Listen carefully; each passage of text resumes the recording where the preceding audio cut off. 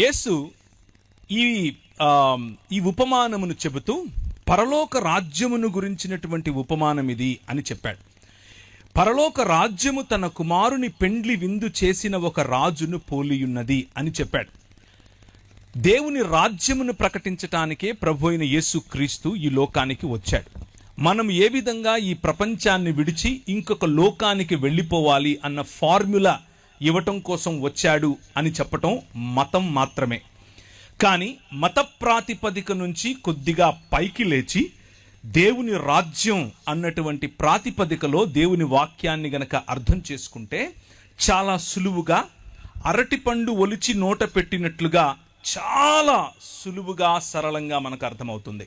దేవుని వాక్యాన్ని దానికి ఉన్నటువంటి సందర్భం, దానికి ఉన్నటువంటి ప్రాధాన్యత, ఏ విషయములను వాక్యం ఎన్నుకొని చెప్పదలుచుకుందో ఆ విషయములను అధ్యయనం చేయటం ద్వారా మనం దేవుని హృదయానికి దగ్గరగా, ఆయన చెప్పాలనుకున్నటువంటి సందేశాన్ని దగ్గరగా అర్థం చేసుకునేందుకు అవకాశం ఉంటుంది. అలా కాకుండా 2000 సంవత్సరాల క్రితం చెప్పబడినటువంటి మాటలకు 2000 సంవత్సరాల తర్వాత మన మనసులో వచ్చే ప్రశ్నలను వాటిపై కృమ్మరించి దాని నుంచి ఏదో సంపాదించాలి అని ప్రయత్నం చేయటం వల్ల మతం కడతాం. అదే ప్రపంచ క్రైస్తవ సముదాయంలో అనేక శాఖలుగా, భిన్న భిన్న సమయాల్లో భిన్న భిన్న శాఖలుగా విడిపోయినటువంటి క్రైస్తవానికి ఉన్నటువంటి ఒక ఐడెంటిటీ. కనుక ఈరోజు సాయంకాలం మనం చదివిన, మనం నేర్చుకున్నదంతటినీ కూడా కొద్దిగా అలా పక్కన పెట్టి ఫ్రెష్గా, తాజాగా దేవుని వాక్యాన్ని ఉన్నదున్నట్లుగా, ఆయన చెప్పింది చెప్పినట్లుగా అర్థం చేసుకునే ప్రయత్నం చేద్దాం. ప్రభువు లేకపోతే దేవుడు ఒక విందును చేయాలి అని ఆశపడ్డాడు. దేవుడు తన ఇంటిని, తన భవనాన్ని భూమి ఆకాశములుగా నిర్మించాడు. ఆ భవనంలో ఒక క్రమాన్ని ఏర్పరచాడు. ఆ క్రమము ఉదయముకు ఒక వెలుగు, రాత్రికి ఒక వెలుగు రూపంలో, ఎక్కడ నీళ్లు ఆగాలో ఆ నీళ్ల యొక్క లేకపోతే మంచిగా పచ్చిక పండటానికి కావలసిన వనరుల రూపంలో, చెట్ల రూపంలో, పశు పక్షులకందరికీ కూడా కావలసిన నీడ మరియు పళ్ళ రూపంలో చక్కటి ఒక గార్డెన్, ఒక తోటను క్రమంగా వేశాడు. క్రమంగా వేసినటువంటి ఆ తోటలో మనుష్యుని, అనగా నిన్ను, నన్ను, మనుష్యులను అందులో ఉంచి ఆ 3 పదాలు లేకపోతే 3 రకాలుగా వారికి ఒక మాట చెప్పాడు. వారిని తన ప్రతినిధులుగా, తన ప్రతిబింబంగా, అలాగే తన ప్రతిమగా, 3 పదాలు వాడుతున్నాను. ప్రతిబింబము, ప్రతినిధి మరియు ప్రతిమ. ఆయన నిర్మించినటువంటి ఆయన ఆలయంలో, అనగా భూమి ఆకాశములు అనేటటువంటి ఆలయంలో మనిషిని ఆయన ప్రాణ ప్రతిష్ఠ చేసి తన ప్రతినిధిగా ఉంచాడు. ప్రాణ ప్రతిష్ఠ చేసి ప్రతిబింబంగా ఉంచాడు. ప్రాణ ప్రతిష్ఠ చేసి ప్రతిమగా ఉంచాడు. అలా ఉంచినటువంటి మనిషిని ఏమని చెప్పాడు అనంటే, నువ్వు నా స్వరూపము, నా పోలిక గనుక నేను నీకిచ్చే అధికారముతో ఈ ప్రపంచాన్ని, అనగా ఈ భూమిని ఫలించు, విస్తరించు, భూమిని నిండింపచేయి, అభివృద్ధి చెందు మరియు దానిపై ఏలుబడి చేయమన్నాడు, రాజ్యం చేయమన్నాడు. దేవుని రాజ్యము యొక్క ప్రతినిధి మనిషి. దేవుని స్వరూపము యొక్క ప్రతిబింబం మనిషి. దేవుని స్వరూపము యొక్క ప్రతిమ మనిషి. దేవుని రాజ్యము యొక్క ప్రతినిధి, దేవుని పోలిక యొక్క ప్రతిబింబం మరియు దేవుని స్వరూపము యొక్క ప్రతిమే మనిషి. ఈ ఆలయాన్ని, ఆయన నిర్మించినటువంటి భూమి ఆకాశములనే ఆలయాన్ని క్రమముతో ఆయన రాజ్యముగా నడిపించమని బాధ్యతతో కూడినటువంటి అధికారాన్ని మనిషికిచ్చాడు. ఈ బాధ్యతతో కూడిన అధికారం దేవుడు మనకిస్తే, దేవుడు కట్టని గోడలు, దేవుడు ఆయన నిర్మించినటువంటి ఈ ఆలయంలో గోడలు కట్టలేదు. ఆయన న్యాచురల్గా ఉండే హద్దులు ఇచ్చాడు. వాటి హద్దులను దాటి నీళ్లు రావట్లేదు, దాని హద్దును దాటి గాలి వీయట్లేదు, దాని హద్దును దాటి చెట్టు పెరగట్లేదు. లాస్ ఆఫ్ నేచర్, లేకపోతే ఈ స్వాభావికంగా ఉండేటటువంటి కొన్ని హద్దులను ఈ ప్రపంచానికి ఏర్పరిచి దాని ద్వారా సురక్షితమైనటువంటి జీవన విధానాన్ని మనుషులకు ఇచ్చాడు. ఆ సురక్షితమైన జీవన విధానంలో అన్ని సుభిక్షంగా ఉన్నాయి. మనం చేయవలసిందల్లా ఏమిటి అని అంటే, దేవుడు మనిషి వైపుకు చూసినప్పుడు ఆయన యొక్క సామ్రాజ్యం, ఆయన యొక్క రాజ్యంలో ఉన్న సుభిక్షత కనిపించేలా బ్రతకాలి. ఈ సృష్టి మనిషిని చూసినప్పుడు దేవుని గుణలక్షణాలు కనిపించాలి. ఇది మనిషికి ఇచ్చినటువంటి పని. అందుకనే మనలను అనగా మనుష్యులను రాజులైన యాజకులు అని పిలిచాడు. రాజులు ఏలతారు, యాజకులు స్తుతి స్తోత్రములను ఆయనకు అందజేస్తారు. సృష్టిలో ఉన్న యావత్ స్తోత్రమును ఆరాధనను తీసుకుని దేవుని వద్దకు పంపించటం యాజకుల పని. అదే మనిషి చెయ్యాలి. అలాగే సృష్టి యావత్తు సజావుగా నడుస్తోంది అన్నటువంటి రాచరికం మనిషి చేయాలి. అదే దేవుడు మనిషి చూసినప్పుడు మనిషిలో కనిపించాలి. ఇది దేవుడు మనిషికి ఇచ్చినటువంటి ఆయన రాజ్యభారం, ఆయన భుజములకు, మన భుజములకు ఇచ్చినటువంటి ఆయన పౌరసత్వం, ఆయన రాజ్యములో ఉన్న పౌరసత్వం. అయితే మనిషి దేవుణ్ణి తిరస్కరించాడు. మైకుల ద్వారా వింటున్నవారు, ఈ ప్రాంగణంలో చూస్తున్నవారు, వింటున్నవారు, అలాగే ఈ లైవ్ ద్వారా వింటున్నవారు, ఈ నరేటివ్ లేకపోతే బైబిల్ చెప్పేటటువంటి మానవ జీవన కథనాన్ని, మానవ మనుగడకు సంబంధించినటువంటి చరిత్రను ఒక్కసారి గమనించండి. నేను చెప్పే వర్షన్ను కూడా. ఇది మీకు బహుశా మీరు విన్నదే అయి ఉండొచ్చు, లేక ఒక కొత్త కోణం అయి ఉండొచ్చు. ఏది ఏమైనా మీకు ఉపయోగపడుతుందేమో. ఒక్క 5 నిమిషాలు ఇటువైపు చూడండి. దేవుడు ఏర్పరిచినటువంటి ఈ రాజ్యంలో మనిషిని దేవుడు నువ్వు ఏలమని చెబితే, మనిషి అంధకార సంబంధమైన దురాత్మ సమూహములుగా ఉన్నటువంటి ఈ లోక మర్యాదకు తలవంచాడు. ఈ లోక మర్యాదకు తలవంచటం కారణం చేత నువ్వు కాదు రాజువు, ఐ యామ్ ద కింగ్ అన్నాడు. నేనే రాజునవుతాను అన్నాడు.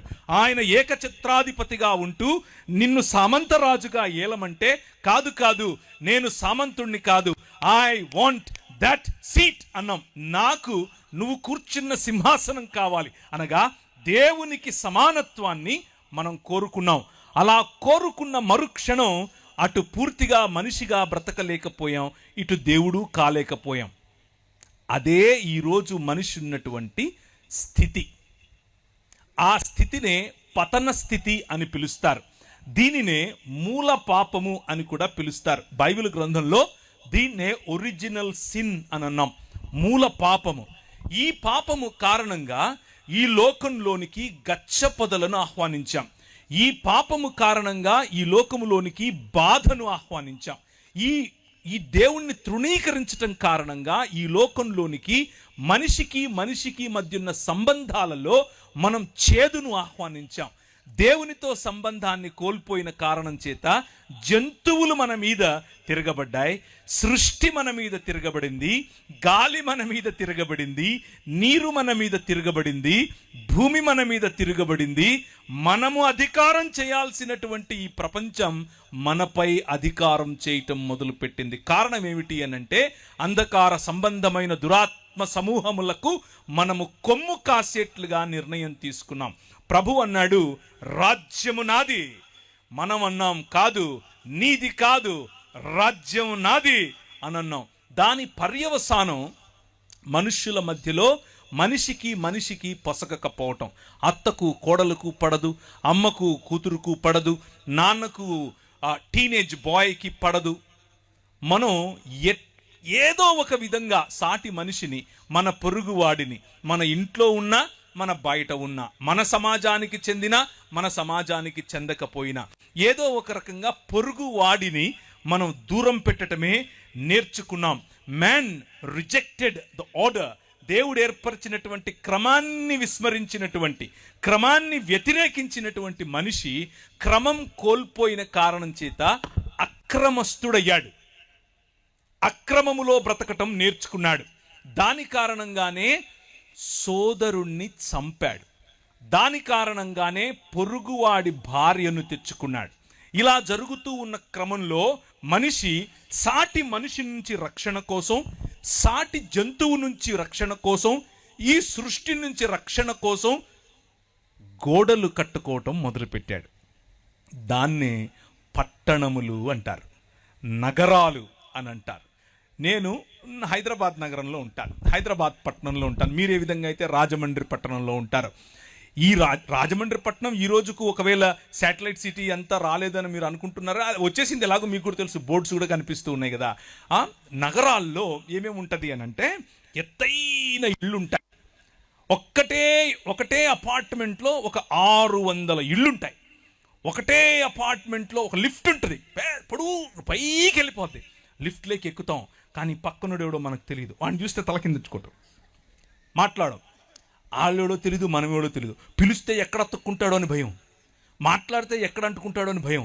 మా పక్కింటోడి పేరు నాకు తెలియదు, ఎదురింటోడి పేరు తెలియదు. వాళ్ళు బయట బోర్డులు పెట్టుంటారో వాళ్ళ పేర్లు, అంతవరకు చదివి ఉంటాను, కానీ ఆ బోర్డు ఆ మనిషి పేరు ఏదైతే ఉందో ఆ మనిషి నిజానికి ఎవరు అనేది మనకు తెలియదు. ఇదే మానవుడు నిర్మించుకున్నటువంటి నగరాలంటే ఇలాగుంటాయి. మనకు అనిపిస్తుంది మనలాంటి వాళ్ళు అనేకులు ఒక చోటుకు వచ్చారని, కానీ మనకంటే భిన్నంగా ఉన్న వాళ్ళు అంతకంటే ఎక్కువ మంది ఒకే చోటికి రావటం.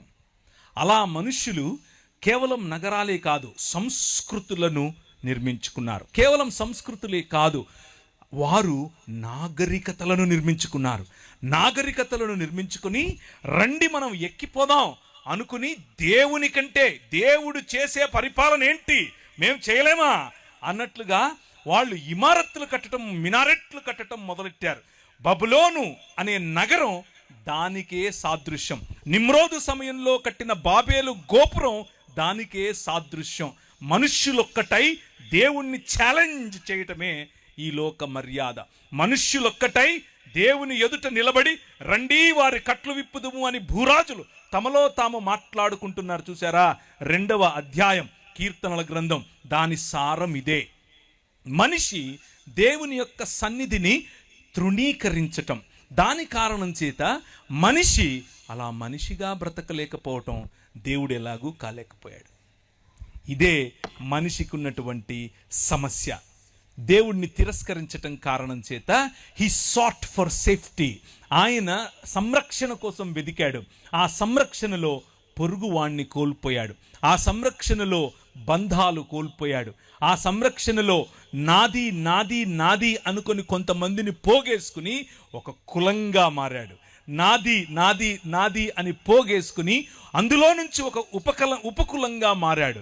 నాది నాది అని పోగేసుకుని మతాలు కట్టాడు. నాది నాది అని పోగేసుకుని మతాలు, కులాలు, ఉపకులాలు, అలాగే తెగలు, ఫలానా భాషకు చెందిన అంటూ అందరూ ఒక చోటికొచ్చి నగర నిర్మాణం అని అనుకుంటున్నారు. నిర్మాణం మంచిదే, దేవుని వాక్యం చెబుతుంది నిర్మాణం మంచిది, డెవలప్మెంట్ ఈజ్ గుడ్, వికాసం మంచిది. కానీ వీరు చేసిన నిర్మాణం ఎలాంటిది అనంటే ఒకసారి చూద్దాం. ఇర్మియా గ్రంథం 23వ అధ్యాయం 13-14 వచనాలు. ఇర్మియా గ్రంథం 23వ అధ్యాయం 13-14 వచనాలు. నిర్మాణములు మంచివే, కానీ నిర్మాణముల వెనుక దాక్కుని ఉన్నటువంటి అంధకార సంబంధమైన దురాత్మ సమూహముల యొక్క ఆలోచన విధానం, భావజాలం ఏమిటి అనేది చూడండి. షోమ్రోను ప్రవక్తలు అవివేక క్రియలు చేయగా చూచితిని. వారు బయలు పేరట ప్రవచనము చెప్పిన జనమైన ఇశ్రాయేలును త్రోవ తప్పించిరి. యెరూషలేము ప్రవక్తలు ఘోరమైన క్రియలు చేయగా నేను చూచితిని. వారు వ్యభిచారులు, అసత్యవర్తనులు, ఎవడునూ తన దుర్మార్గత నుండి మరలా దుర్మార్గుల చేతులను బలపరుస్తూ ఉన్నారు. వారందరూ నా దృష్టికి సొదొమ వలె అయిపోయారు, దాని నివాసులు గొమొర్రా వలె అయిపోయారు. కాబట్టి సైన్యములకు అధిపతియగు యెహోవా ఈ ప్రవక్తలను గూర్చి సెలవిచ్చున్నదేమనగా, యెరూషలేము ప్రవక్తల అపవిత్రత దేశమంతటా వ్యాపించెను కాబట్టి తినుటకు మాచిపత్రియు, త్రాగుటకు చేదు నీళ్లు వారికి నేను ఇస్తాను. ఈ నగరముల వెనుక, ఈ నిర్మాణముల వెనుక, ఈ సొదొమ వెనుక, ఈ గొమొర్రా వెనుక ప్రయాణం చేసే వారిని పరిపాలించే వారిని ఈ మార్గముల గుండా తీసుకుని వెళ్ళే భావజాలం ఒకటి ఉంది. ఆ భావజాలం ఏమిటి? యెహెజ్కేలు గ్రంథం 14వ అధ్యాయం 49-50 వచనాలు. నీ చెల్లెళ్ళైన సొదొమ చేసిన దోషమేదనగా, చాలామంది ఈ అబ్రహాము సమయంలో, అబ్రహాము ఒక సామాన్యమైనటువంటి ఊరు అనే పెద్ద పట్టణంలో ఉండేవాడు. ఊరు అనేది ఆ రోజుల్లో చిన్న ఊరు కాదు, ఒక పట్టణం. ఆ పట్టణం మెసొపొటేమియా ప్రాంతానికి కేంద్రం. మెసొపొటేమియా అనేది ఆ రోజుల్లో ఈరోజు అమెరికా ఎలాంటిదో అలాంటిది. ఆ రోజుల్లో ఊరు అనంటే ఈరోజు అమెరికాలో ఉన్న వాషింగ్టన్ లాంటిది, లేకపోతే న్యూయార్క్ లాంటిది, లేకపోతే లాస్ ఏంజలస్ లాంటిది, అలాంటి దేశంలో, అలాంటి పట్టణంలో ఉన్నటువంటి అబ్రహామును దేవుడు అన్నాడు, come out of it, I am the king అని పిలిచాడు. నువ్వు ఏదైతే చూస్తున్నావో ఈ మనుషులు నిర్మించుకున్నటువంటి ఈ నాగరికత అది కాదు. నేను నీ ద్వారా ఒక రాజ్యం కడతాను, నీ ద్వారా ఈ ప్రపంచాన్ని ఆశీర్వదిస్తాను, కమ్ అని పిలిస్తే ఆయన అన్నాడు సరే వచ్చేస్తానని చెప్పి మొత్తం ఆయన బయలుదేరి వచ్చేసాడు. ఆయన వచ్చేస్తూ ఉంటే ఆయనతో పాటు ఇంకొక ఆయన వచ్చాడు. ఆయన పేరేంటి? లోతు మరియు అబ్రహాము కలిసి ప్రయాణం చేస్తున్నారు. వారు దేవుని కొరకు, దేవుని పిలుపు మేరకు వారి సొంత స్వజాతిని విడిచారు, వారి సొంత ఇళ్లను విడిచారు, వారి సంస్కృతిని విడిచారు. దేవుడు వారి నగరాన్ని విడిచారు, వారి నిర్మాణాలను విడిచారు. ఇప్పుడు దేవుడు కట్టబోయేటటువంటి ఒక రాజ్యంలోనికి మేము ప్రవేశించబోతున్నాం. దేవుడు మా ద్వారా ఒక రాజ్య నిర్మాణం చేస్తాడట. కోల్పోయినటువంటి క్రమాన్ని ఈ ప్రపంచంలోనికి మళ్ళా తీసుకొస్తాడట అని వచ్చినటువంటి ఈ అబ్రహాము మరియు లోతుల మధ్య ఒక చిన్న, వారిద్దరి మధ్య కాకపోయినా వాళ్ళ మధ్యలో ఒక చిన్న దాన్ని ఏమంటారు, అసఖ్యత మొదలైంది. కారణం ఏమిటి? మనం ఆల్రెడీ చూసాం. మనిషి దేవుణ్ణి తృణీకరించాడు కాబట్టి మనిషిని మనిషి ఓర్వలేడు, మనిషిని మనిషి సహించలేడు, మనిషితో మనిషి కలిసి ఉండలేని పరిస్థితి. నాది అని కట్టుకునే భావజాలం ఒకటి ఉంది. ఆ భావజాలం లోతు మరియు ఆయన ప్రజల పైన పనిచేసింది. లోతుకు ఆయన సాదరంగా ఆహ్వానమిచ్చి నీకు ఏది కనిపిస్తే అది తీసుకున్నా అన్నాడు. ఆయనకు పచ్చటి పచ్చిక కనిపించింది, నాకు ఇది కావాలన్నాడు. తీసుకో, టేక్ ఇట్, తీసుకో అన్నాడు. ఆయన వెళ్ళిపోయి పచ్చటి పచ్చికలో ఉన్నాడు.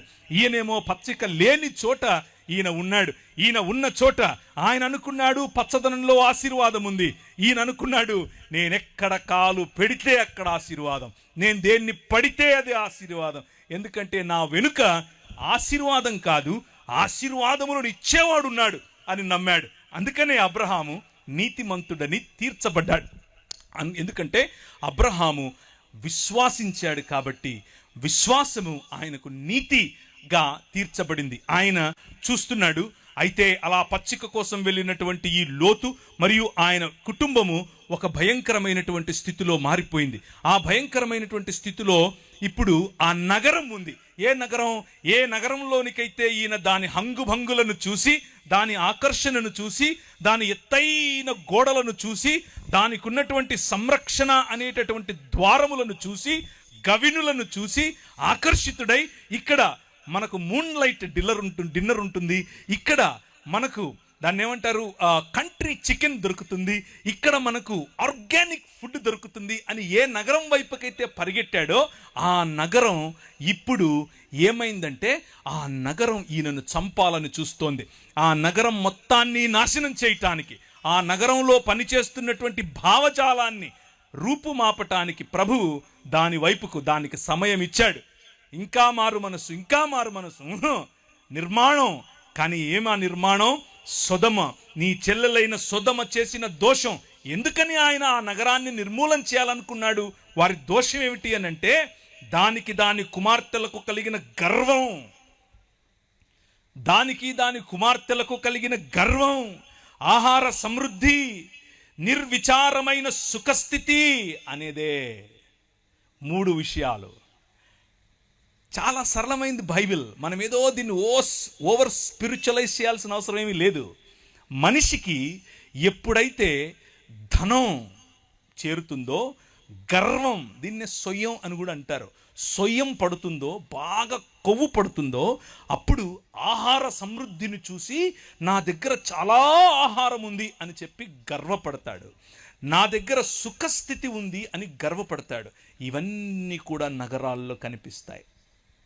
ఆహార సమృద్ధి, ఎక్కడ చూసినా ఆహార సమృద్ధి. ఒకరోజు కరోనా వచ్చింది. కరోనా వస్తే ఒక ఆయన దాన్ని ఏమంటారు, మనకు వాట్సాప్లలో చాలామందికి ఇప్పుడు లాక్డౌన్ పెడుతున్నారంట, ఇక మీకు భోజనాలు ఉండవు, ముందే పోయి కొనుక్కోండి అంటే, నేను నా పిల్లలు భోజనం చేయాలి అని చెప్పి కారు వేసుకుని బయలుదేరి వెళ్ళిపోయాను. దగ్గరలో ఒక సూపర్ మార్కెట్ ఉంది, కనిపించినట్టు కొనేస్తున్నాను. కార్డు గోకేసి ₹1,00,000 పైన కొన్నాను. అంతా కారంతా నింపుకున్నాను. ప్రభు నాతో మాట్లాడు, ఒరే ఆహార సమృద్ధిని నమ్ముకుంటావా అన్నాడు.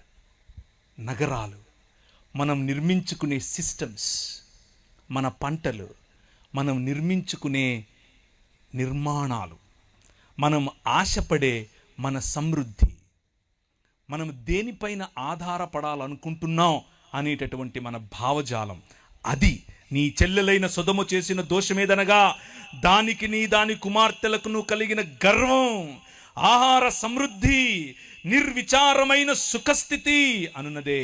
అది దీనులకును దరిద్రులకును సహాయము చేయకుండెను. వారు అహంకరించి దాని దృష్టికి హేయక్రియలు చేసిరి గనుక నేను దానిని చూచి వారిని వెళ్ళగొట్టి తినే. దేవుడు సొదొమ గొమొర్రాలను నాశనం చేసింది దేనికి అని అంటే అలా అనుకుంటాం, అలా మనకు చదివితే అనిపిస్తుంది కూడా. ఏమనంటే ఈ దానిని నాశనం చేయటానికి వీరు వచ్చారు, ఎవరు? దేవదూతలు. అప్పుడు గ్యాంగ్ రేప్ చేయాలి అని అందరూ కలిసి ఆ దేవదూతల మీద పడ్డారు. కాబట్టి గ్యాంగ్ రేప్ దేవుడు ఒప్పుకోడు. కాబట్టి వాళ్ళను ఫైర్ అండ్ బ్రిమ్స్టోన్ అనగా అగ్నిమగరి గంధకములను వారిపై కుమ్మరించాడు అని మనం అనుకుంటాం. అది ఆ కథనంలో ఉంది. కానీ ప్రవక్త యెహెజ్కేలు దాని వెనుకున్నటువంటి ప్రధాన ఉద్దేశం చెప్తున్నాడు. వారు దేవదూతల మీద పడకముందే, పురుషగాములుగా మారకముందే, స్త్రీలు స్త్రీగాములుగా మారకముందే, పశు సంభోగులుగా మారకముందే, వారికి ఉన్న మోరల్ స్టాండర్డ్ పడిపోకముందే వారి మనసులోకి వచ్చినటువంటి మూల పాపం, వారి మనసులోకి వచ్చినటువంటి నిజమైన పాపం ఏమిటో తెలుసా? గర్వం. వారి మనసులోకి వచ్చినటువంటి నిజమైన పాపం ఏమిటో తెలుసా? నిర్విచారమైన సుఖస్థితి, ఆహార సమృద్ధి.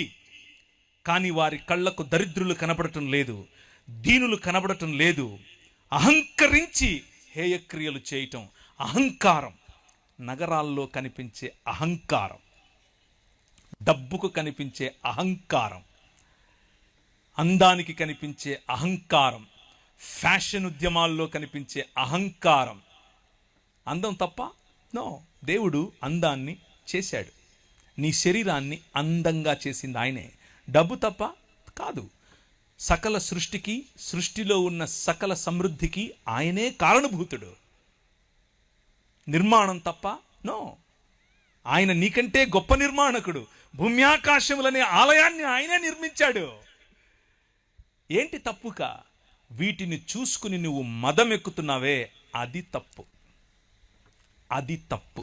అందుకు నా దృష్టికి హేయక్రియలు చేసింది కనుక నేను దానిని చూచి వారిని వెళ్ళగొట్టి తిని. అయితే ఆ నగరాల్లో ధనం, జ్ఞానం, సొమ్ము, గర్వం, బీదల పట్ల న్యాయం చెయ్యలేని తనం, గర్వం, మానవత్వం, అన్యాయం కనిపిస్తూ ఉంటే అబ్రహాము లేచి నిలబడి ఇప్పుడు మాట్లాడుతున్నాడు. ఇప్పుడు మన ప్రభు అయిన మన దేవునికి ఉన్నటువంటి హృదయాన్ని మీ ముందుంచుతాను. నగరాల పట్ల, మానవ నిర్మితాల పట్ల, మానవ సివిలైజేషన్స్ పట్ల, మానవ సంస్కృతుల పట్ల, మానవ ఈ సమాజముల పట్ల దేవునికి ఉన్నటువంటి మనస్సు మీకు చెప్తాను. ఆయన మనతో సంభాషించాలనుకుంటున్నాడు. ఆయన మనం ఏదైనా చెబితే వినాలనుకుంటున్నాడు. ఆయన మనతో కలిసి నిర్ణయం తీసుకోవాలనుకుంటున్నాడు. చాలాసార్లు మనం అనుకుంటాం ఆయన ఒక మనసు లేని కఠోరమైనటువంటి ఒక సద్దాం హుసేన్ లాంటి వాడు. ఆయన తన ఇష్టం వచ్చిందే చేస్తాడు, ఆయన ఇష్టమే చేస్తాడు. అది మంచైనా చెడైనా ఆయన చేస్తే అంతా ఆయనే చేస్తాడు, ఆయన మహిమకే ఇలాంటి కొన్ని మాటలు చెప్పుకుంటూ ఉంటాం. అవి వినటానికి థియోలాజికల్గా బాగుంటాయి, కానీ బైబిల్ అందుకు ఒప్పుకోదు. బైబిల్ ఏమంటుందో తెలుసా? ఆయన నీకు భూమిని ఇచ్చాడు. 115వ కీర్తన 16వ వచనం, ఆకాశములు యెహోవా వశము, భూమిని ఆయన నరులకిచ్చాడు. మీతో మాట్లాడతాడు. ఇంతకు నీకు ఇచ్చాను కదా, నువ్వేం చేయాలనుకో, సరే నువ్వు చెప్పు. అబ్రహామా, నా స్నేహితుడివి నువ్వు, నీకు చెప్పకుండా నేను ఎలా చేస్తాను? నువ్వు చెప్తాను, నీతో మాట్లాడతాను, చెప్పు అని అంటే ఒక మధ్యస్థ ప్రార్థన చేయటానికి అబ్రహాం నిలబడ్డాడు. ఇప్పుడు అబ్రహాము హృదయం చూడండి. దేవుని హృదయం ఏమో మనిషితో కలిసి పనిచేయాలని, మనిషిని కూడా తన బాటలోనికి తీసుకుని రావాలని, తన హృదయమును తెలిసిన వారిని ఆయన నడిపించాలనుకుంటున్నాడు. ఇప్పుడు అబ్రహాము ఆయనతో అంటున్నాడు, ఒక్క 40 మంది ఉంటే ఎత్తవా? ఈయన బార్గెన్ చేయాలనుకుంటున్నాడు. ఈయన ఏమంటున్నాడు? ఈయన బేరమాడాలనుకుంటున్నాడు. కానీ దేవునిలో ఉన్నటువంటి 2 గుణాలను ఆయన టార్గెట్ చేస్తున్నాడు. ఒకటి దేవుని తీర్పు, దేవుని న్యాయమైనటువంటి తీర్పు. వాళ్ళు గర్వాంధులయ్యారు, వాళ్ళను చంపటం న్యాయం. దేవుడు న్యాయమైన తీర్పరి. కానీ దేవుడు కనికరము చూపేవాడు, కనికరం చూపిస్తాడు. ఈ మధ్యస్థ ప్రార్థనలో నేను దేవుని కనికరాన్ని ఎందుకు అడగకూడదు? ఒక్క 40 మంది ఉంటే వదిలేస్తావుగా, ఒక్క 30 మంది ఉంటే వదిలేస్తావుగా, ఒక్క 20 మంది ఉంటే వదిలేస్తావుగా, ఒక్క 10 మంది అని చెప్పి ఆగిపోయాడు అక్కడ. ఎందుకు అని అంటే బార్గెన్ చేయాల్సిన అవసరమే లేదు. ఆయన 40 అంటే ఇచ్చేస్తా, చెప్పు ఉన్నారా, 30 తీసుకో, నో ప్రాబ్లం, 10 నో ప్రాబ్లం, నేను చంపను అని అంటే ఇక ఈయన గమ్మునైపోయాడు. ఎందుకంటే ఆయనకు అర్థమైపోయింది, నేను ఆయన హృదయంలో నుంచి కరుణను లోడుకొని తీసుకోవాల్సిన అవసరం ఏమీ లేదు. ఆయన కరుణామయుడు. చేతులెత్తి హల్లెలూయా చెప్పండి. మన ప్రభువు మన నగరాలను, మన ప్రభువు మన సంస్కృతిని, మన ప్రభువు ఈ మానవ సమాజాలను ప్రేమిస్తున్నాడు. అయితే ఎలా చూసి ప్రేమించాలనుకుంటున్నాడంటే, కనీసం కొంతమంది చేసిన పాపం, కొంతమందికి వచ్చినటువంటి గర్వం, కొంతమందికి వచ్చినటువంటి అహం కారణంగా నగరాన్ని నాశనం చేయటం ఎంత సులువో, ఎంత నిజమో, ఎంత న్యాయమో, కొంతమందికి ఉన్నటువంటి తగ్గింపు, కొంతమందికి ఉన్నటువంటి నిజమైన మానవత, కొంతమందికి ఉన్నటువంటి కరుణ, కొంతమందికి ఉన్నటువంటి తన పొరుగు వారిని ప్రేమించే ఆలోచన ఉంటే ఆయన క్షమించటానికి, నీ నగరాన్ని క్షమించటానికి, నేనున్న నగరాన్ని క్షమించటానికి, ఆ ఛత్తీస్గఢ్ను క్షమించటానికి ఆయన సిద్ధమే. అందరం లేచి నిలబడదామా? అందరం లేచి నిలబడండి. కెమెరా నా వైపు కాదు, వారి వైపుకు తిప్పండి. కెమెరా నా వైపుకు కాదు, ఆయన వైపుకు, వారి వైపుకు తిప్పండి. రాజ్యం ఎవరిది? ఆయనది. రాజ్యం ఎవరిది? ఆయనది. మళ్ళీ చెప్పండి, రాజ్యం ఎవరిది? గట్టిగా చెప్పండి, రాజ్యం ఎవరిది? రాజ్యం ఛత్తీస్గఢ్లో ఎవరిది? నాకు వినపడలేదు. ఛత్తీస్గఢ్లో రాజ్యం ఎవరిది? యెహోవాయే రాజు. He is the king. గట్టిగా చెప్పండి, ఆయనే రాజు. నీ చెల్లెళ్ళైన సొదమ చేసిన దోషమేదనగా, దానికి దాని కుమార్తెలకు కలిగిన గర్వమును, ఆహార సమృద్ధి. నీ దగ్గర పంటలు ఎక్కువ పండుతున్నాయి అనుకుంటున్నావా? నువ్వు ఏ రాజ్యం అయితే నాకేంటి, నువ్వు ఏ రాజైతే నాకేంటి, నువ్వు ఏ నగరం అయితే నాకేంటి, ఏ రాష్ట్రం అయితే నాకేంటి, అది ఛత్తీస్గఢ్ అయినా, ఆంధ్రప్రదేశ్ అయినా, తెలంగాణ అయినా, భారతదేశమైనా, అమెరికా అయినా సరే, ఏమైతే ఆహార సమృద్ధి, గర్వం, నిర్విచారమైన సుఖస్థితి అనేది గనక నీ తలకెక్కుంటే, ప్రభు అంటున్నాడు, నా దృష్టికి హేయ క్రియలు చేశావు కాబట్టి నిన్ను వెళ్ళగొడతాను. పరలోక ప్రార్థన చెప్తారా? పరలోకమందున్న మా తండ్రి,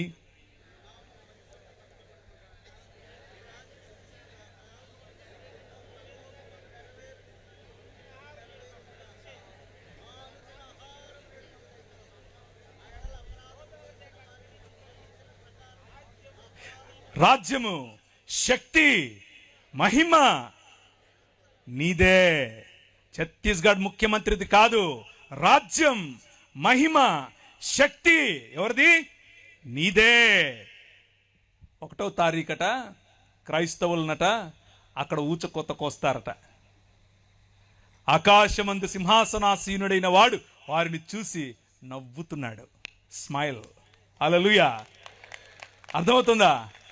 వారిని చూసి స్మైల్ కొడుతున్నాడు. ట్రై చేయండి. మణిపూర్లో చేశారుగా, ఏమైంది? రాజ్యం ఎవరిది? మళ్ళీ చెప్పండి, రాజ్యం ఎవరిది? దయచేసి కూర్చోండి. ఇదే మధ్యస్థ ప్రార్థన ఆ రోజు అబ్రహాము చేశాడు. రాజ్యం నీది, ఆ నగరం నీది, ఆ నగరంపై రాజు నువ్వు. ఆ నగరంలో ఉన్న వాళ్ళని ఎలా చంపేస్తావు? చంపవు. వారి పట్ల మంచి హృదయం నీకుంటది. ప్రభువు వారితో మాట్లాడి నగరాల పట్ల, ఆయనకున్నటువంటి నగరాల పట్ల మనం చేయాల్సిన మధ్యస్థను మనకు నేర్పిస్తూ వారిరువురు అక్కడి నుంచి వెళ్ళిపోయారు. ఈరోజు రాత్రి ఊరికే పడుకోవద్దు. ఈరోజు రాత్రి ఈ విషయం తెలిసిన నువ్వు, ఛత్తీస్గఢ్లో అట 1వ తారీఖునట 1000 మంది క్రైస్తవులను చంపితే గనక చంపాలి అని పిలుపునిచ్చారు ఒక ధర్మగురువు. ధర్మప్రభువులు చంపడమే తెలుసు.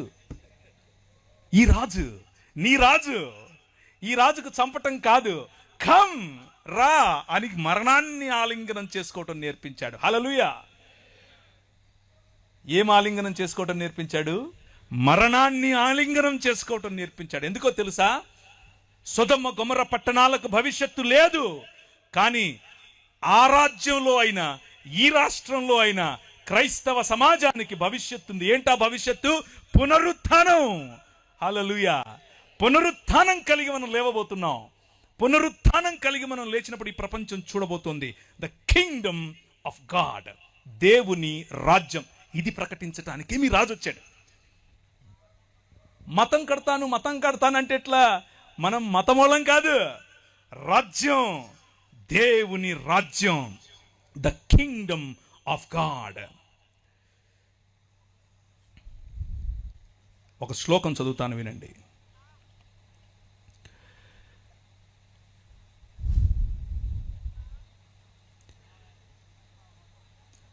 అస్మాకం ప్రభు పరమేశ్వర ఏక ఏవ యూయం సర్వంతఃకరణై సర్వప్రాణై సర్వచిత్తై సర్వశక్తిభిశ్చ తస్మిన్ ప్రభో పరమేశ్వరే ప్రియధ్వం. ఈ శ్లోకానికి అర్థం ఏమిటంటే, నేను మార్కు సువార్త చదివాను, టెన్షన్ పడకండి. నీ దేవుడైన యెహోవాను నీ పూర్ణ మనస్సుతోను, నీ పూర్ణ ఆత్మతోను, నీ పూర్ణ శక్తితోను ఏం చేయాలి? ప్రేమించాలి, ఆరాధించాలి, సేవించాలి. ఇత్యాజ్ఞా శ్రేష్టా తథా స్వప్రతివాసిన్ స్వవత్ ప్రేమ కురుధ్వం. అలాగే చెప్పండి, నిన్ను వలే. శ్లోకంలో చదివితే వాక్యంలా లేదా? ఇది మన బైబిలే. బైబిల్ సొసైటీ ఆఫ్ ఇండియా వాళ్ళు సంస్కృతంలో రాసిన బైబిలే. ఇది చూపించండి మనోళ్ళకు. ఎందుకో లేనిపోని శ్లోకాలు చదివిస్తూ ఉంటారు, ఎక్కడెక్కడి నుంచో తీసుకొచ్చి. ఏం లాభం లేదు. వాక్యం, వాక్యం, దేవుని వాక్యం ఏం చెప్తుంది అని అంటే, ఇదంతా కాదు. దేవుణ్ణి ప్రేమించు, నీ మనిషిని ప్రేమించు, దేవునితో సంబంధం కలిగి ఉండు, నీ పొరుగువాడితో సంబంధం కలిగి ఉండు. ఇంతే నేను చెప్తున్నది. నువ్వేదో మతం కట్టక్కర్లా, నువ్వు క్రైస్తవ మతం అస్సలు కట్టక్కర్లా. యోహాను చెరపట్టబడిన తరువాత యేసు ఈశుర్గాలీల్ ప్రదేశమాగత్య ఈశ్వర రాజ్యస్య సుసంవాదం ప్రచారయాన్. ఆయన యోహాను చెరపట్టబడినప్పుడు గలిలయ ప్రాంతములోనికి వచ్చి దేవుని రాజ్యమును ప్రకటించుచుండెను. కథయామాస కాల సంపూర్ణ ఈశ్వర రాజ్య ఇచ్చ సమీపమాగతం అతో హేతోర్యూయం మనాంసి వ్యావర్తయధ్వం సుసంవాదే చ విశ్వాసిత. మీ మనసులను మార్చుకుని దేవుని రాజ్యము వైపుకు రండి అని ఆయన దేవుని రాజ్యమును ప్రకటించెను. శ్లోకంలో చెప్తే, అంటే శంఖంలో పోస్తే తప్ప నీళ్ళు తీర్థము టైప్లో అలా చెప్తే ఇప్పుడు మీకు అర్థమైందా? ఆయన వచ్చి చెప్పింది దేవుని రాజ్యం గురించి, క్రైస్తవ మతం గురించి కాదు, మనం కట్టుకున్న శాఖల గురించి కాదు. దేవుని రాజ్యం చెప్పాడు. దేవుని రాజ్యంలో ఉండాల్సిన లక్షణాలు ఏమిటి అని అంటే, సొయ్యం లేకపోవటం, గర్వం లేకపోవటం, బీదల పట్ల మనస్సు ఉండటం. అలా ఉంటే దాన్ని సొదొమ రాజ్యంగా చూస్తాడు, దానిని మానవ నిర్మాణమైనటువంటి ఒక నగరంగా చూస్తాడు.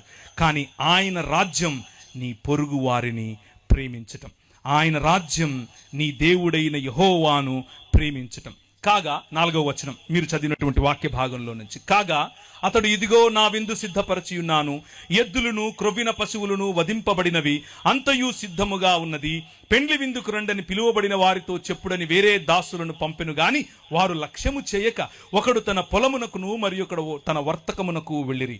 దేవుడు ఒక రాజ్యమును నిర్మిస్తాను అని చెప్పి అబ్రహామును పిలిచాడు. అబ్రహాము ఒక రాజ్యమును నిర్మించటం కోసం వస్తే ఒక నగరం పాడవటం చూశాడు. కానీ తన పిల్లల పిల్లలు ఇంకొక నగరానికి బానిసలుగా కొనిపోయారు. ఆ నగరం ప్రపంచాన్ని ఏలేటటువంటి ఐగుప్తు దేశం యొక్క నగరం, ప్రపంచానికి ఇప్పుడు కేంద్ర బిందువు. ఆ నగరంలో గొప్ప గొప్ప పిరమిడ్లు కడుతున్నారు.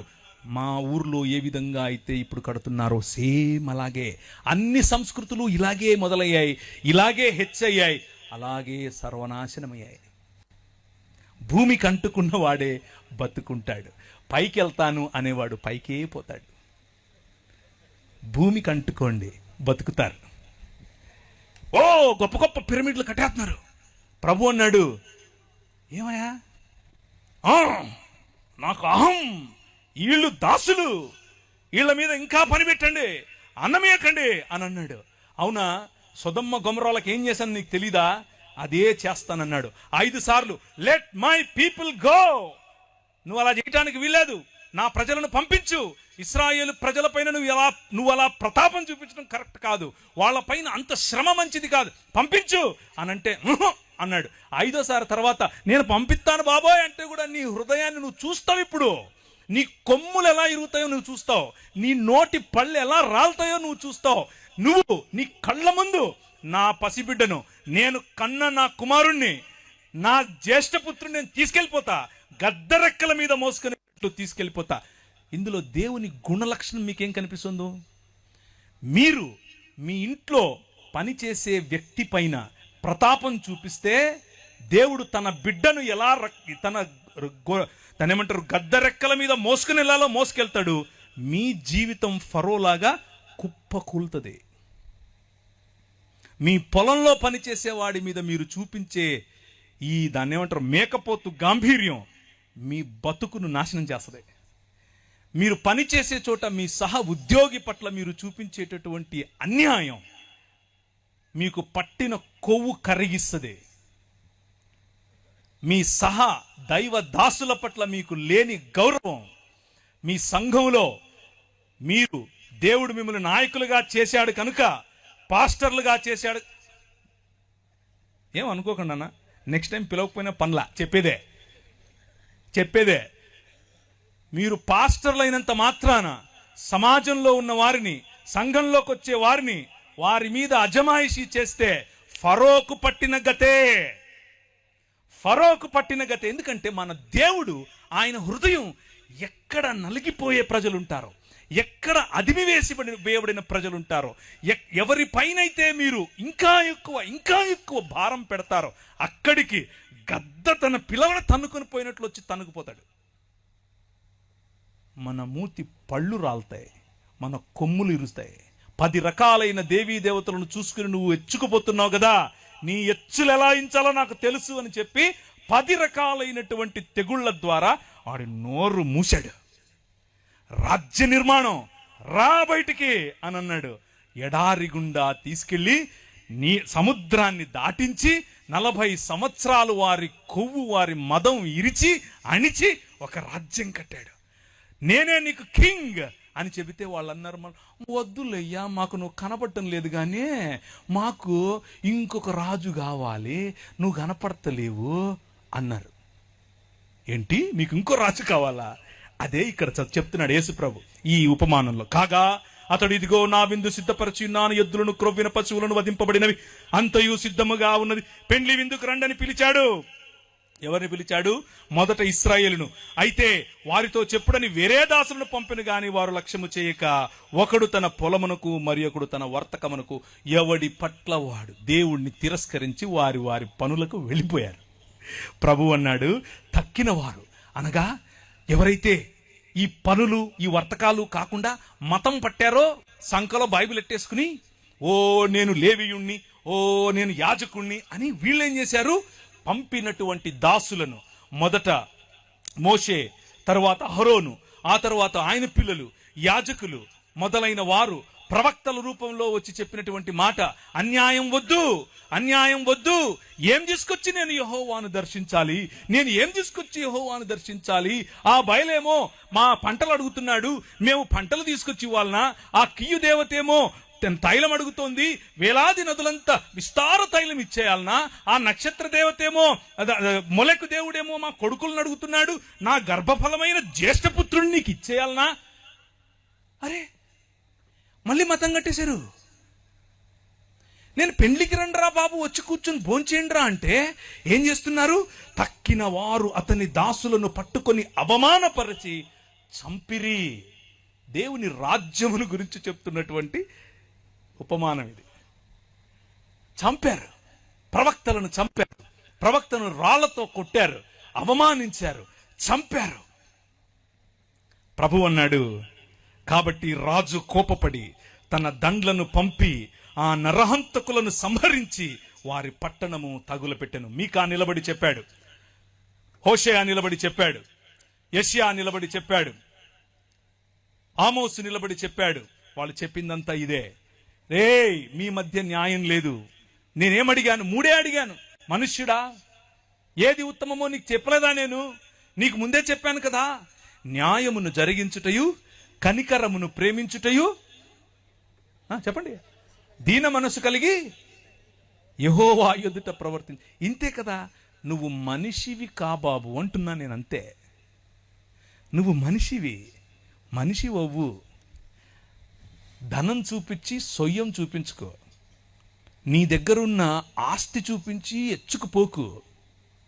నీ దగ్గరున్న అందం, కులం, ధనం, సంపాదన వగైరా వగైరా వగైరా, నీ నిర్మాణం, మీ ఇల్లు, ఇవి చూపించి హెచ్చులకెళ్ళకు. మూడే అడుగుతున్నా. న్యాయం జరిగించు, కనికరాన్ని ప్రేమించు, దీన మనస్సు కలిగి యెహోవా ఎదుట బ్రతుకు. అదే మనుష్యుడంటే. ఇదే క్రైస్తవం. మనం లేదు మతం కావాలి మాకు, వేలాది నదులంతా. ఎందుకు? నేను అడిగానా? నా కొడుకునిచ్చేస్తాను. ఎందుకు? నేను అడిగానా? అది ఎవడు మొలక అడుగుతాడు, నేను కాదు. నా పంటలు ఇచ్చేస్తాను దేవా, ఎవరు అడుగుతారు? బయలు అడుగుతాడు. కంపారిజన్ మనము మతంతో దేవునికి చేశాం. కాబట్టి రాజు కోపపడి తన దండ్లను పంపి, ఏ దండ్లు? నెబుకద్నెజరు అనే దండు. ఆయన గుర్రాలట చిరుతపులులాగా ఎగిరాయట. వీళ్ళని చెరపట్టుకుని వెళ్ళారు. 600 పైచిలుకు సంవత్సరాలు చెరలో బ్రతికారు. దాన్నే మరణం అని అంటారు. హోషేయా గ్రంథం 6వ అధ్యాయం 2వ వచనం దీనికి ప్రమాణం. యెహోవాయే మనలను కొట్టెను, ఆయనే మనలను బాగు చేయును.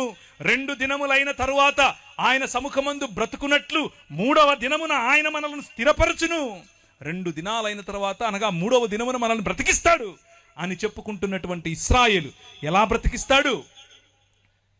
బ్రతికిస్తాడు చెప్పనా? ఆదో వాద ఆసీత్ సచవాద ఈశ్వరేణ సార్థమాసీత్ సవాద స్వయమీశ్వరయేవ.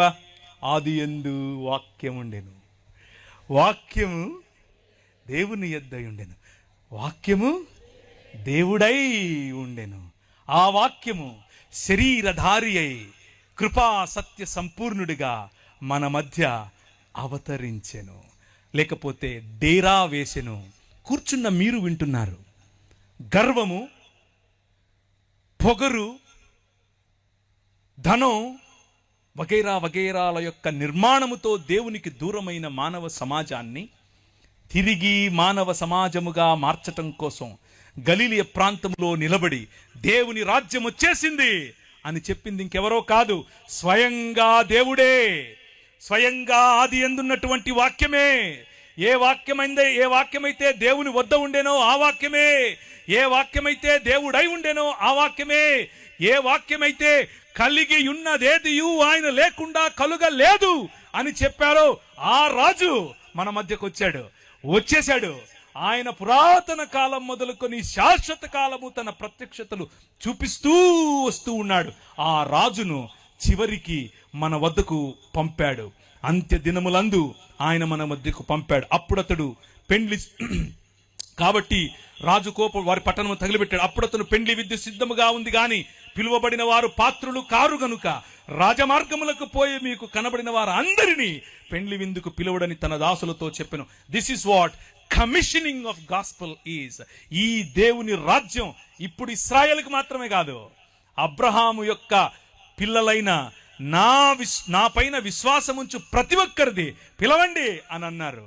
అపోస్తలులకు పరిశుద్ధాత్మను మీరు పొందుకుంటారు. పరిశుద్ధాత్మను మీరు పొందుకున్నప్పుడు యూదయ, సమరయ, భూ దిగంతముల వరకు ఈ క్రీస్తు, మరణాన్ని జయించిన క్రీస్తు, సంకెళ్లను విరిచేసే క్రీస్తు, బానిసత్వాన్ని తొలగించే క్రీస్తు, నమ్రుడైన క్రీస్తు, నిజమైన మానవుడైన క్రీస్తు రాజ్యములోనికి ఆహ్వానించండి అని పంపాడు. సాక్షులుగా పిలవండి అని పంపాడు. అదే సువార్త. ఇంతై మహాపర్వతమై శాటిలైట్ సిటీలో పడింది. హల్లెలూయా. శాటిలైట్ సిటీలో పడితే జనాలు చూస్తున్నారు. ఏంటిది? ఈ రాజ్యం కనిపించినట్లుంటది. ఈ రాజ్యం ఉంటది, కానీ ఎక్కడుందో తెలీదు. ఎలా దాన్ని అరికట్టాలో తెలీదు. మంటలైనా ఆర్పాలో తెలీదు. ప్రభుత్వాలు ట్రై చేశాయి, చేతకాల. రాజ్యాలు ట్రై చేశాయి, చేతకాల. కొందరైతే రాజ్యాలు ట్రై చేసి ఇది కాదని చెప్పి మనలోనే దూరిపోయారు. అదే ఈ రాజ్యం. ఆవగింజంతే, కానీ మహావృక్షం అవుతుంది. ఇంత రాయే, కానీ మహాపర్వతం అవుతుంది. ఒక్క మనిషే, కానీ తన శరీరాన్ని నాటి మళ్ళీ జీవము గల శరీరముగా పైకి తీస్తే జీవాన్ని, మరణాన్ని ఒకే శరీరంలో కట్టగల రాజ్యం ఇది. ఆ రాజ్యం వచ్చేసింది. ఆ రాజ్యం నడుస్తోంది. ఆ దాసులు రాజమార్గమునకు పోయి చెడ్డవారినేమి మంచివారినేమి తమకు కనబడిన వారందరినీ పోగు చేసిరి గనుక విందుకు వచ్చిన వారితో ఆ పెండ్లిశాల నిండిపోయెను. ఛత్తీస్గఢ్లో 1000 మందిని వేస్తామంటే భయపడేదా ఈ రాజ్యం? ప్రపంచమంతా విస్తరించిన రాజ్యం. హల్లెలూయా. ప్రపంచమంతా, నువ్వు వెళ్ళిన దేశం, నువ్వు వెళ్ళిన ప్రతి ఊరిలో విస్తరించిన రాజ్యం. ఎక్కడెక్కడ నాపుతావు నువ్వు? నెత్తికి నామాలు ఎట్టుకుని పిలిచేయగానే కత్తులు ఎట్టుకొని చంపేస్తానే అయిపోద్దా? ఇది కాదు. ఇలా మీరు ఎప్పుడో చేస్తారని ఎప్పుడో చెప్పాడు మన ప్రభు. ఎప్పుడో 2000 సంవత్సరాల క్రితమే చెప్పాడు. కానీ భయం కాదు. మరణాన్ని కౌగిలించుకునే సమాజం క్రైస్తవ సమాజం. క్రైస్తవ సమాజం వైలెన్స్కు వెళ్ళే సమాజం కాదు. వీటన్నిటిని చూపించి మీ పిల్లలకి నేర్పించాల్సింది ఏంటో తెలుసా? వాళ్ళు వస్తున్నారు, మనం ఎత్తేసుకుందాం కాదు. ప్రేమించండి. అదే ప్రభు చెప్తున్నాడు. అయితే ఇలా చెప్తూ ఉన్న క్రమంలోనే ఆయన ఒకరికి దేవుని రాజ్యం ఇలా ఉంటుంది అంటే ఈ పాస్టర్ గారు, ఒక ఆయన లేవీయుడు, లేకపోతే దాన్ని ఏమంటారు, మత ఛాందసవాది, లేచి నిలబడి అడిగాడు, చెప్పేవులే కానీ ఇంతకు ఏంటి అన్నిటికంటే గొప్ప ఆజ్ఞ ఏంటి అని అంటే, నేను ఇంతకుముందు చదివానే, అది చదివాడు. మరి నువ్వు చెప్పావుగా అయిపోయింది కానంటే, కాదు, ఇంతకు నా పొరుగోడెవడు అని అడిగాడు. నా పొరుగోడెవడు? ఛత్తీస్గఢ్ నా పొరుగువాడేనా? మా ఊర్లో ఉన్నవాడే నా పొరుగువాడు కాదు. మా ఇంటి పక్కనోడే నా పొరుగువాడు కాదు. నగరాలు మాకు అవే నేర్పాయి. మరి మేము కట్టుకున్న నిర్మాణాలు అవే నేర్పాయి. మనుష్యుడు సృష్టించుకున్న సంకల్పం, మనుష్యుడు సృష్టించుకున్న సిస్టమ్స్, మనుష్యుడు సృష్టించుకున్న వ్యవస్థలు మనిషికి దూరం చేస్తాయి. ఇంత బైబిల్ తెలిసిన వ్యక్తి ఏమడుగుతున్నాడు అనంటే, నాకు పొరుగువాడెవడు? ఒక గోడ కట్టేసుకుని ఇశ్రాయేలు వాడు మాత్రమే నా పొరుగువాడు అని అనుకుంటున్నాడు. లేకపోతే ఆ ఇశ్రాయేలీల్లో ఉన్నటువంటి పరిసయుడు మాత్రమే నాకు పొరుగువాడు అని ఈయన అనుకుంటున్నాడు. ప్రభు అన్నాడు, కాదు బాబు, నువ్వు ప్రకటించినటువంటి నీ విశ్వాసంలోనికి, నువ్వు ప్రకటించినటువంటి నీ మత శాఖ పరిధిలోనికి ప్రజలు రాలేదని చెప్పి ఆ పెండ్లి దుస్తులేవి అని అడిగే హక్కు నీకు లేదు. నువ్వు పిలవాలి, అందరినీ పిలవాలి, నీ నగరం కోసం పిలవాలి, మధ్యస్థగా నిలబడి పిలవాలి, నీ శాటిలైట్ సిటీని పిలవాలి, రాజమండ్రిని పిలవాలి, హైదరాబాద్ను పిలవాలి, జంగారెడ్డిగూడెంను పిలవాలి, విశాఖపట్నంను పిలవాలి, అన్ని నగరాలను పిలవాలి. పిలవడమే నీ పని. వచ్చిన వారు దేవునికి అర్హులా కాదా చూసుకునేది ఆయన పని. ఆయన అడుగుతాడు. ఆయన వాళ్ళనే కాదు, నిన్ను కూడా అడుగుతాడు. ఏమేసుకున్నావు నువ్వు అని. అందరినీ పిలిచావు, మరి నీ వస్త్రాలేవి అని కూడా అడుగుతాడు. ఈ ఒక్క మాటను వినండి, నేను ముగిస్తాను. ఏ ఒక్కడూ లేడు, ఏ ఒక్కడూ లేరు. లిపిర్యథాస్తే నైకోపి ధార్మికో జనః తథా జ్ఞానీశ్వర జ్ఞానీ మానవ కోపి నాస్తి. విమార్గగామినః సర్వే సర్వే దుష్కర్మకారిణః ఏకో జనోపినో తేషాం సాధుకర్మ కరోతి చ. రోమిలకు రాసిన పత్రిక 8 చదివాను. రోమిలకు రాసిన పత్రిక 8వ అధ్యాయం 3వ అధ్యాయం 10, 11, 12. ఏ ఒక్కడు లేడు, నీతిమంతుడు ఒక్కడు లేడు, నువ్వు కూడా కాదు. నీ నీతి నీ స్టాండర్డ్స్కు సరిపోతుంది, అక్కడ పెట్టుకో. ప్రతి ఒక్కడిని వెళ్ళి ఆడి నీతి మార్చడం కోసం నువ్వు గొప్ప అని వారు తక్కువ అని చూపించే ప్రయత్నం చేయకు. అది మతం. రాజ్యం ఏం చెప్తుందో తెలుసా? కలుపు, పిలువు, స్త్రీల కోసం నిలబడు, పిల్లల కోసం నిలబడు, బలహీనుల కోసం నిలబడు, బడుగు బలహీన వర్గాల కోసం నిలబడు. మతం కోసం కాదు. నీ ప్రజలను కట్టు, అందరినీ పిలువు. ఆడి దగ్గర వస్త్రం ఉందా లేదా, వస్త్రం ఇవ్వడం కోసం ప్రయత్నం చేయి వీలైతే. పెద్దన్న వ్యవహారం వద్దు, తండ్రి వ్యవహారం. ఈ రాత్రి సువార్త చెప్పేవారికి రాజ్య సువార్త ఎలాగూ చెప్పాం. మనలో మనం నేర్చుకోవాల్సినటువంటి రాజ్య సువార్తకు సంబంధించిన విలువలు సాటి మనిషిని, సాటి విశ్వాసి అని మాత్రమే కాదు, సాటి మనిషిని గౌరవించటం, సాటి మనిషిని ప్రేమించటం. ఇదే దేవుని రాజ్యం. ఈ దేవుని రాజ్య స్థాపనలో మనందరము ఐక్యపడాలి, మనందరం కలిసికట్టుగా పనిచేయాలి, ప్రేమతో ఈ రాజ్యాన్ని కట్టాలి. ఎందుకు అనంటే రాజ్యం నీది. తర్వాత రాజ్యము ఇప్పుడేగా చెప్పారు. ఎందుకనగా రాజ్యం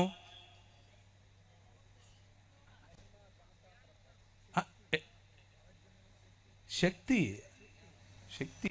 రాజ్యం ఆయనది, మంది కాదు. శక్తి ఆయనదే, మంది కాదు. మరియు మహిమ, the glory of his story is are it belongs to him. ఆయనది మహిమ. మధ్యలో మనం తుమ్మితే ఊడిపోయే ముక్కు. వీలైతే ఆయనకు కోఆపరేట్ చేద్దాం, లేకపోతే ఆయన పీకినప్పుడు మనల్ని కూడా పీకుతాడు. గురుగులతో పాటి, అంటే గోధుమలు అనుకుంటూ మనం ఉన్నాం కదా, మనల్ని కూడా పీకుతాడు. జాగ్రత్త పడాలి. Let's bow our heads. తలలుంచుకుంటే ప్రార్థించుకుందాం. నేను అనుకున్నాను ఎవరైనా ఆవులు ఇస్తారేమో ఆపేద్దామని. మీరు ఎవరు ఆవులించలేదు. దాన్ని బట్టి నాకు అర్థమైంది ఏంటంటే మీరు కథలు బాగా వింటారు. కంటిన్యూనా? పర్లేదు, ఎక్కువ చేస్తే కొడతారు. తలలుంచుకోండి, తలలుంచుకోండి, ప్రార్థిద్దాం. ప్రభు వైపుకు చూద్దాం. దేవుని రాజ్యం గురించి ఈరోజు విన్నారు. మతం గురించి, మతంలో ఉన్న అనేకమైనటువంటి అంశాలు మీకు ఎలాగో తెలుసు. కానీ దేవుని రాజ్యం సాటి మనిషి పట్ల సహృదయం, సాటి మనిషితో సహోదర భావం. మన పాటలు అందుకే, మన పనులు అందుకే, మన ప్రేమ అందుకే. ఈ ప్రాంతంలో ఈ నల్లట్ట పుస్తకాన్ని మోసుకుని వచ్చిన వారు బడుల ద్వారా, ఆసుపత్రుల ద్వారా అదే చేశారు. అందుకే మీరందరూ ఈరోజు దేవుని రాజ్యంలో భాగం. నేను చచ్చిపోయి ఎక్కడికో వెళ్తాను అన్న సువార్త కాదు మీ తల్లిదండ్రులు విన్నది. నువ్వు మనిషివి, దేవుని స్వరూపం, దేవుని పోలికలో ఉన్నావు. ఇది దేవుని ఆలయ నిర్మాణం. ఆ నిర్మాణంలో నీ భాగం ఏంటి అని అడుగుతున్నారు.